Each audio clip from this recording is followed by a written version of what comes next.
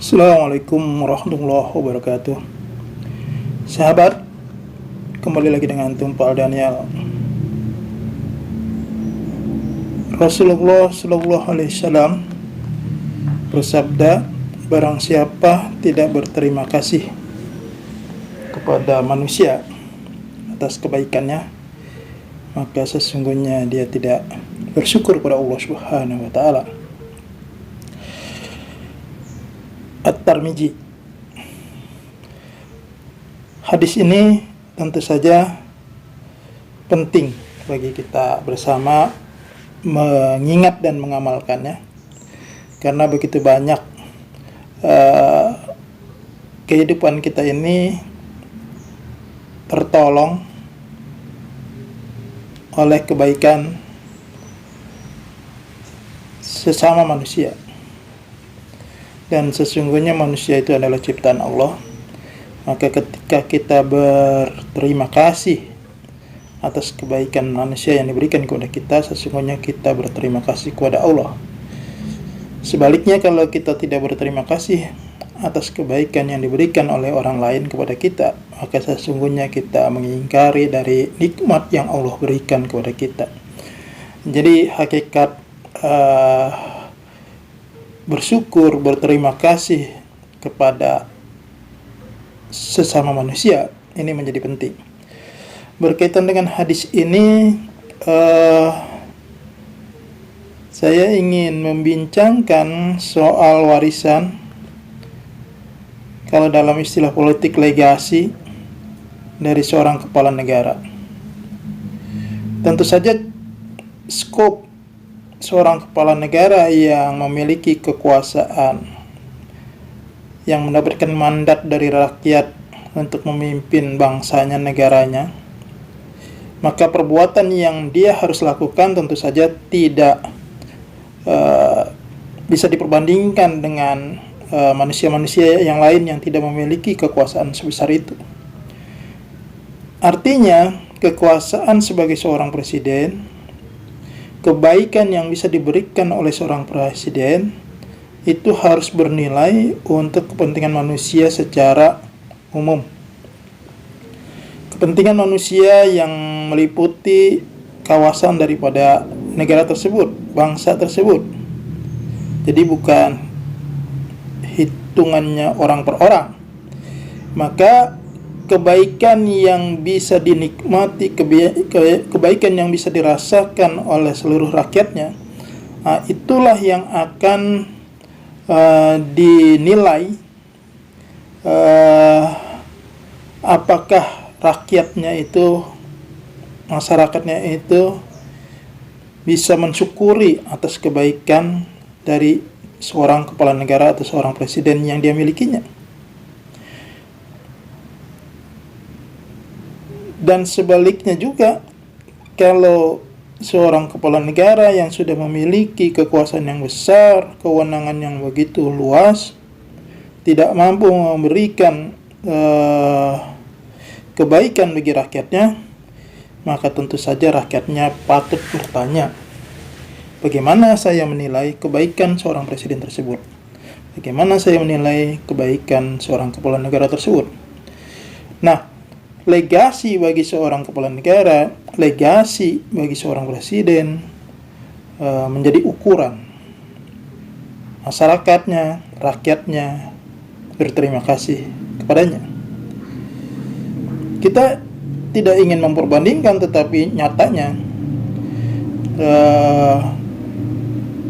bisa terlihat nampak dan jelas. Meskipun itu subjektif, tetapi subjektif yang ukurannya bersifat publik, maka kita bisa mengatakan seorang Soekarno, Presiden Republik Indonesia yang pertama, seorang proklamator,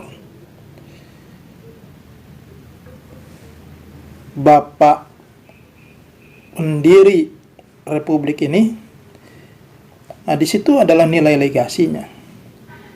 Kemudian selama kekuasaannya, dia meninggalkan kebaikan-kebaikannya, misalnya mengadakan pemilu yang pertama secara bersih, jujur, dan langsung bebas umum rahasia, itu juga legasinya. Dia mengeluarkan dekret presiden yang menyatukan kekuatan masyarakat yang ada di negara ini, dari kekuatan ideologi Islam dengan kekuatan ideologi nasionalis, bisa menyadari, bisa bersama kembali, tidak terjadi gesekan, tidak terjadi perbenturan. Itu juga legasinya. Dia bisa membebaskan Irian Barat, itu juga legasinya. Dia bisa mengadakan konferensi Asia Afrika yang menjadi inspirasi banyak negara-negara di Afrika untuk merdeka, itu juga legasinya. Dia mendirikan satu blok yang bersifat bebas aktif, tidak ngeblok ke barat maupun ke timur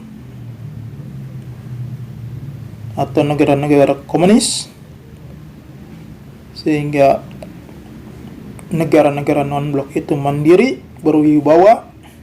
Itu juga legasinya.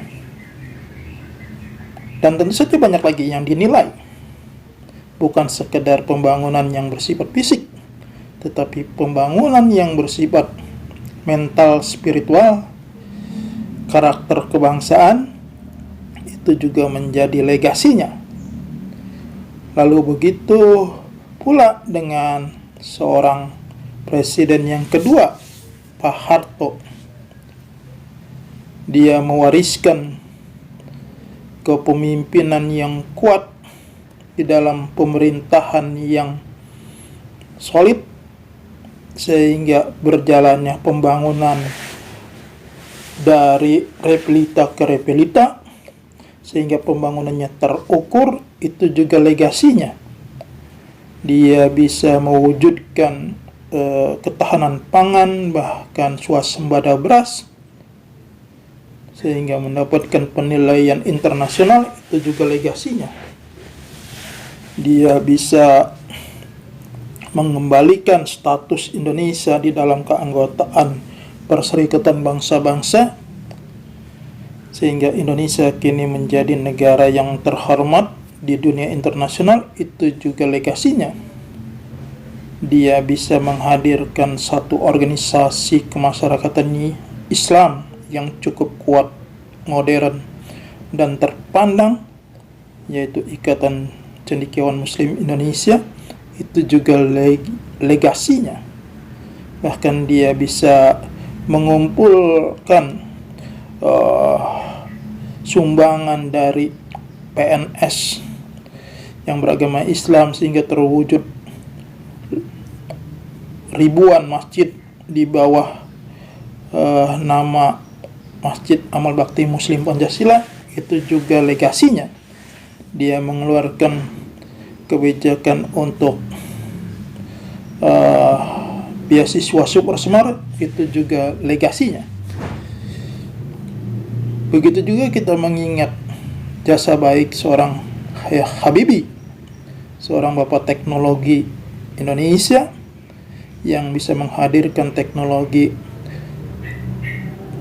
tinggi di bidang kedirgantaraan, membuat pesawat terbang. Itu juga legasinya. Dia bisa melahirkan suasana kehidupan yang demokratis, tidak terkekang dengan rasa takut, diberikan hak kepada masyarakat secara luas untuk berpolitik. Itu juga legasinya. Dia bisa menghadirkan pemilu secara langsung dalam sistem bernegara yang kuat. Itu juga legasinya. Dia bisa memberikan hak otonomi bagi setiap pemerintahan daerah, sehingga kini kepemimpinan di daerah juga menjadi kuat, tidak hanya menjadi kepanjangan tangan dari pemerintahan pusat. Daerah juga bisa berlomba-lomba untuk memajukan daerahnya berdasarkan kekuatan keuangan daerah, kemampuan ekonomi di daerah, dan inovasi serta kreativitas masyarakat di daerah. Itu juga legasinya. Jadi kita akan temui banyak warisan-warisan dari para kepala negara yang bersifat publik, yang bisa dirasakan oleh seluruh masyarakat, dan masyarakat mengamininya itu bermanfaat. Maka itulah legasi dari seorang kepala negara atau seorang presiden. Begitu terus sejarah berlanjut, setelah transisi reformasi hadir dan kemudian diadakan pemilu presiden secara langsung pada tahun 2004, terpilihlah SBY dan Muhammad Yusuf Kala. SBY terus berlanjut di periode yang kedua. Tentu saja banyak catatan-catatan kebaikannya. Begitu juga Megawati Soekarno Putri yang melanjutkan kepemimpinan Presiden Gus Dur. Juga banyak prestasinya, banyak peninggalannya, banyak warisannya, baik di era Gus Dur maupun di era Megawati. Dan kini seorang Jokowi yang sudah memimpin Republik ini jalan 7 tahun,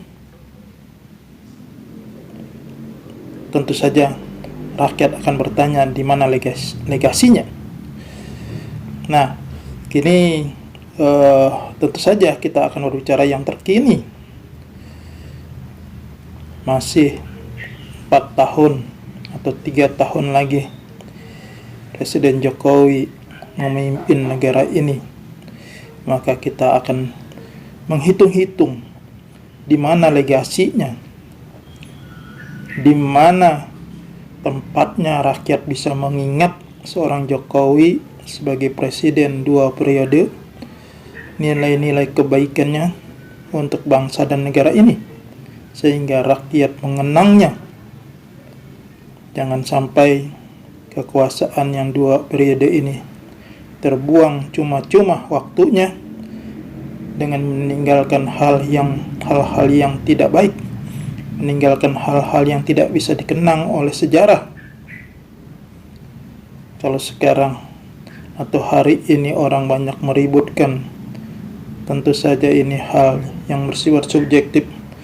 Keberpihakan bisa didasari oleh rasa suka maupun tidak suka, perbedaan aliran politik dan lain-lain sebagainya. Namun demikian, fakta dan datanya bisa diukur secara akademis maupun empiris, di mana hutang negara ini terus meningkat dan kemampuan keuangan negara semakin menipis. Tentu saja ini berimbas kepada perekonomian nasional yang tidak kunjung membaik. Maka ini